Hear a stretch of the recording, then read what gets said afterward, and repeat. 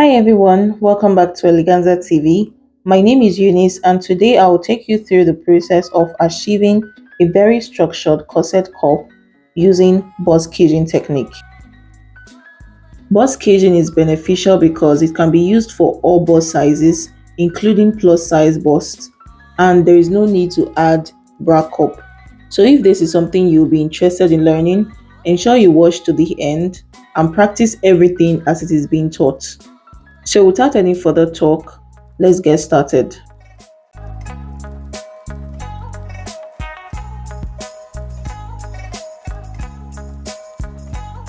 So, guys, before we get started on the tutorial, kindly hit the subscribe button and please turn on notification for upcoming tutorials on this channel. So, first of all, I went ahead to cut my core pattern pieces on my fabric and my lining, and then I added interfacing to it.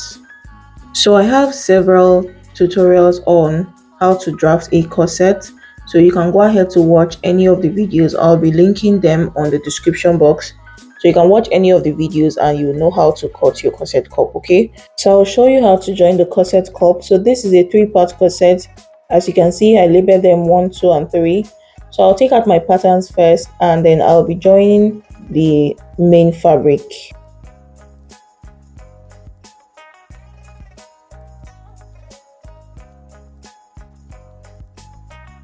So guys, this is how it looks after I open them up. So first thing, I'll be joining the two small sides together.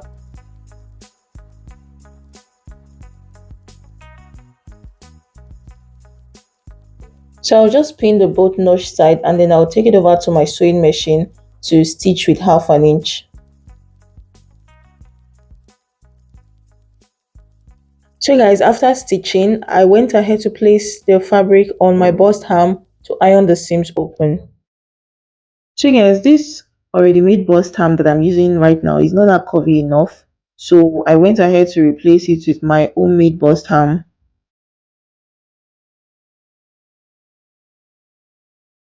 So after ironing the seams on the inside, I'll turn it over to the good side and then iron it very well so that the seam will be open properly. So guys, this is how it look after I finish ironing. So the next thing to do is to join the top part. So I'll just go ahead to place the both notch points together, just as you see me doing, and then I will start stitching from one end to the other end.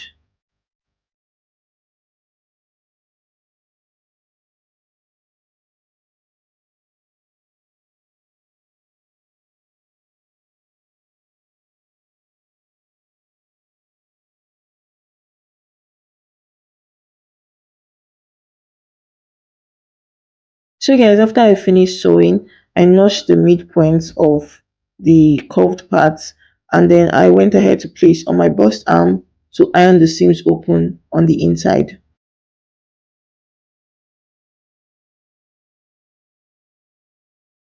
So then you're just going to do the same thing. After ironing on the inside, you turn it over to the good side and then iron it well so that the seams will be well open, okay?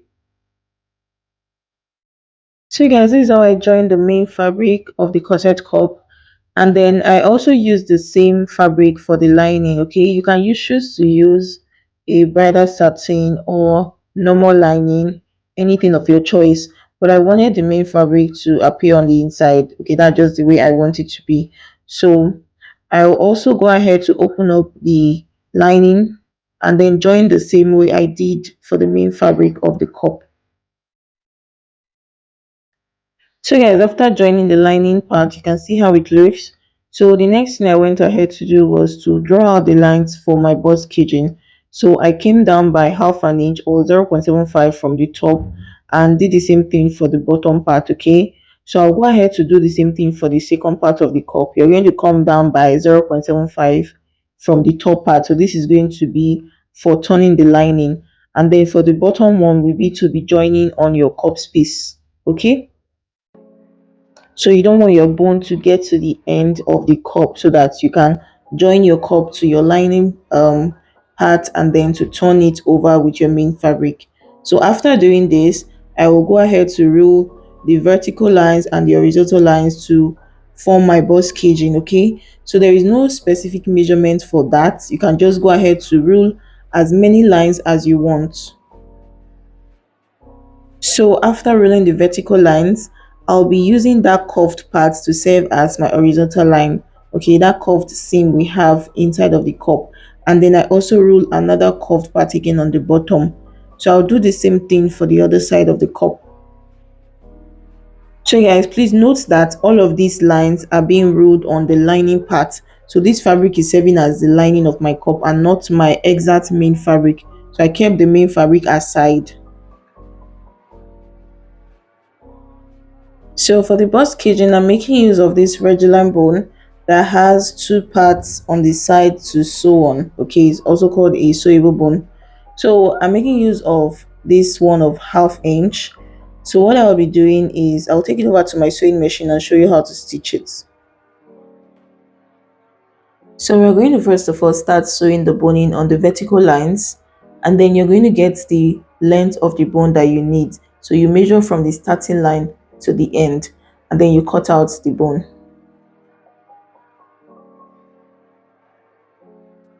So I'll just place my boning on the line that I measured, and then I'll start stitching on one side. So when you're stitching, you're going to be adjusting your bone to be on the exact line, okay? And then you also need to make sure that your fabric is not folding underneath the bone.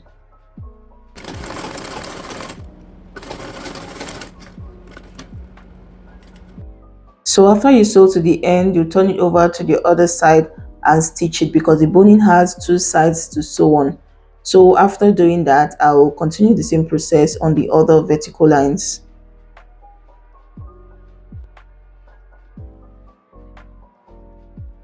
So I'll just go ahead to explain again.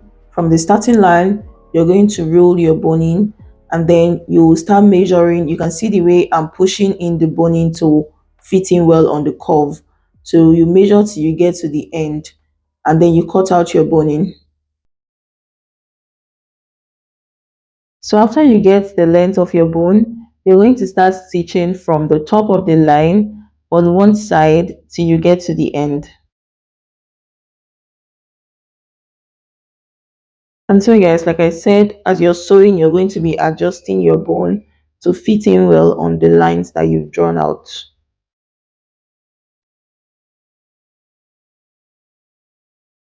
So after sewing on one side, I'll start stitching on the other side of the bone.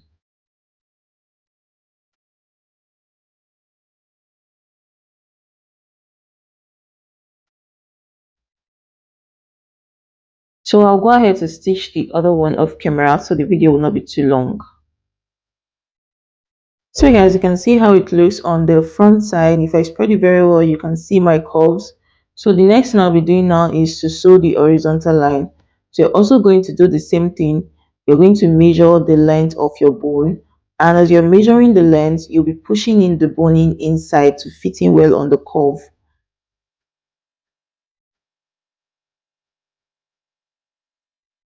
So after you get the length of the bone, you're going to start stitching on one side. So if you notice well, the horizontal line is curved.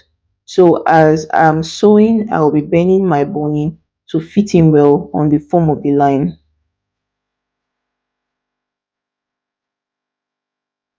So when you're sewing, you're just going to bend it a bit so that it can follow the shape of the line very well.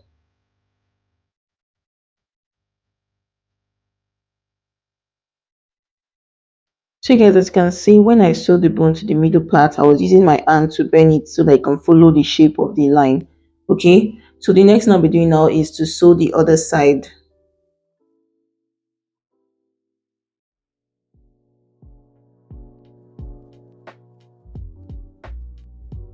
So guys, the next thing we're going to do now is to sew the other line that we have on the bottom. So you can see that this line is still very curved like the first one. So what I'll be doing is to measure the bone just like I did before. So you're going to measure the boning on the line exactly the way you have it, the way the curved line is. So you can see the way I'm following the curved line to get the length of the boning I need. So as you're measuring, you're also going to be pushing out the curve. Okay, so I will cut out the boning that I need. And then I'll start sewing on one side. So just watch closely and see the way I'm sewing it. So as you're sewing, you're going to be bending the bone to fit in on the curve.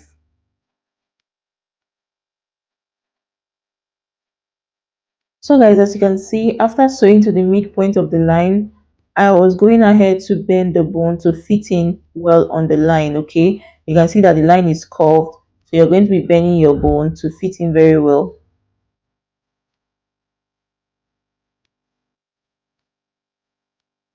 And then after sewing, you'll also be sewing the other side of the bone.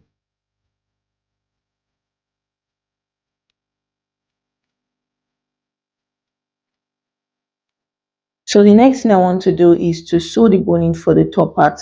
I'm also going to measure the bone just like I did before.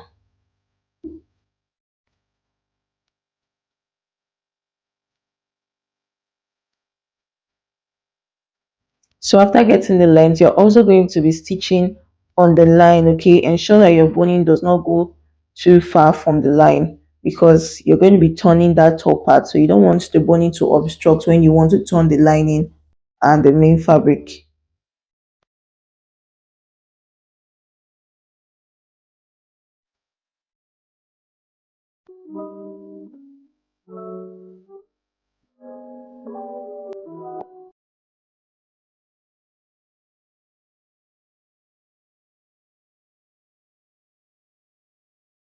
So you can see this is how the bust casing looks so far. This is how it look on the good side and on the wrong side. So the next thing is to sew the boning on the underbust part. So when sewing the boning for the underbust part, you can also go ahead to sew the boning straight, okay? You can actually measure your boning round and then sew it straight.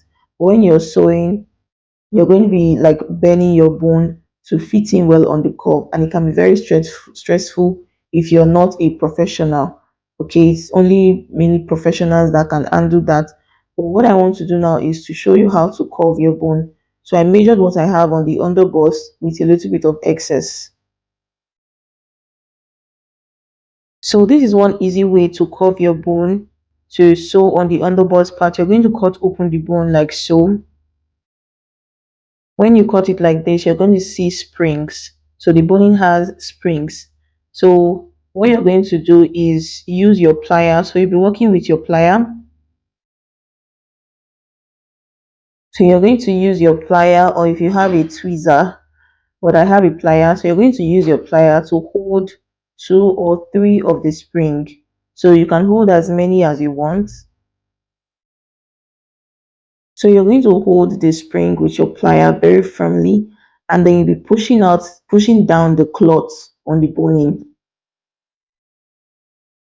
So the side that you're drawing the spring from, you'll be pushing down the cloth on that side down. So as you're pushing it down, your boning will be curving, okay? You can see the way I'm doing it. So I'm trying to explain it well so you can understand. The side that you're drawing the spring out is the side that you'll be pushing down the cloth. So guys, if you don't quite get my explanation, you can just watch the video closely and you'll see the way it is done. So as you're pushing it down, your boning is going to be curving. And as you're curving it, you'll be pushing down the cloth towards the end of your boning on the other side. Just push it down so that the curve will spread evenly. So guys, after doing this, you're going to place it on the underbust part to get your exact boning line. So as you can see, the boning is longer than the line. So I'll just go ahead to correct that. I'll cut out the excess.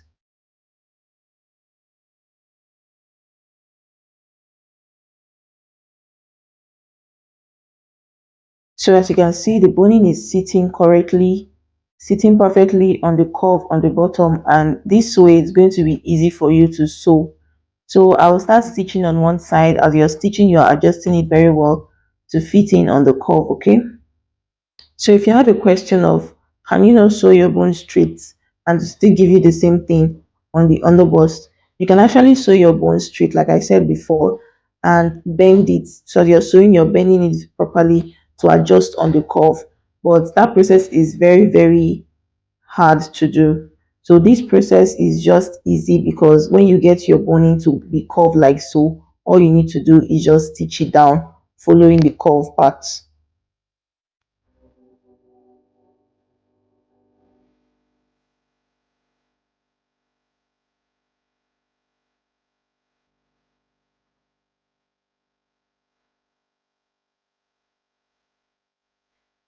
So you can see how the bust caging looks neat so far. So there's a trick that I've been using for my bust caging and it has been working for me. So the trick is this. First of all, when you finish sewing your bust caging, you don't go ahead to just turn it over to the wrong side like so. And then you feel like the bust caging is flat. It's actually a little bit curvy like so, but this is not how it's supposed to be. It's supposed to be more structured, okay? So first of all, when you finish sewing your bust caging, just don't go ahead to turn it over to the wrong side and then you feel like you're done with your bust caging. No. So this is actually the fourth time that I'm making a bust caging for my corset. The first time was a total disaster and I've tried to master the skill and I'll be showing you the trick that I use. So, like they say, practice makes perfect. Even if you're not going to be using bus caging anytime soon, just practice so that you can be good at it. Okay. So, after you finish sewing, this is how it's going to look like, right? So, I'll go ahead first of all to iron it. I'll be using my bust ham to iron it. So, guys, this is the trick that I use. I'll first of all sprinkle water on it because my iron is not a steam iron. So then you're going to iron the bust arm very well because this is a Regline boning. It is very soft and flexible. So even if your boning appeared to be flat after you finish sewing, when you start ironing like so, ensure that you're making use of a very good bust arm that is curvy very well. So when you finish ironing like so, you're going to start seeing the curve. So guys, as you're ironing, you're molding your cup part. You're just going to mold it very well to push out the curve.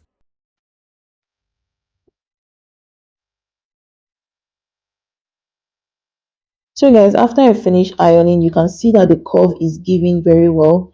All the materials are curved out. It's not like folding in like before. So at this point now, you can now turn it over to the wrong side, just as you see me doing.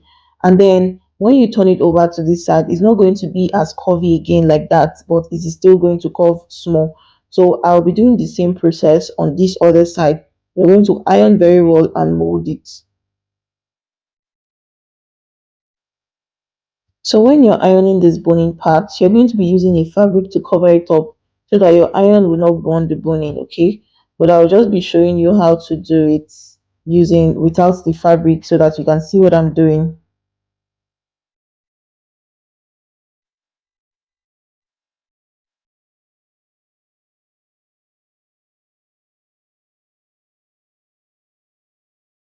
So guys, after ironing all the parts, you can see how curvy the bust casing looks so far, okay? So this is how yours should look when you're done ironing. So the next thing I'll be doing now is to flesh the bust caging part. So I'll be making use of my fiber. So sometimes the fiber comes in a very fuller form, like 2 inches wideness. But for this one, I went ahead to share it into two. So you can open it up and share it, okay? Because I don't want it to be too full. So I will just go ahead to cut out the wideness of the fiber that I need. So after you cut it out like so, you're going to use your pins to secure the fiber on the bus caging.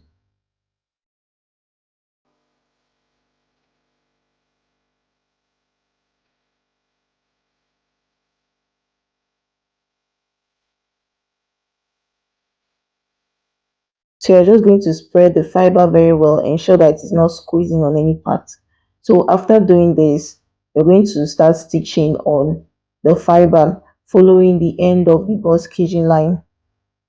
So guys, after sewing the fiber like so, I'll go ahead to take out my pins and then I'll be trimming out the fiber, the excess of the fiber.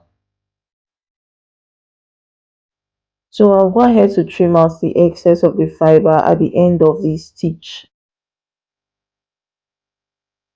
So guys, this is how the bust casing should look after you finish fleshing it. So I'll just go ahead to iron again using my bust ham. So as you're ironing, you're also molding it to maintain the curve. So I went ahead to place my main fabric on top of the bust caging, and you can see how structured it looks. See how curvy it is given. If you find this particular tutorial helpful and you want to try it out, please hit on the subscribe button and also turn on notification bell so you can be notified when any new video drops. If you have any question on this particular tutorial, let me know in the comment section, and if you try it out and it comes out well, also let me know on the comment section. You can also send your recreation to my Instagram or my TikTok at eleganza_tv. So this is an already made bra cup with a push-up lift effect. So I'm going to be placing this other one on the second fabric. This is going to be placed on the main fabric. So I want to compare the both of them to see how it looks. So guys, you can see how structured the caged bust cup is. So at this point, we've come to the end of this video. Thank you guys for watching. See you in our next tutorial.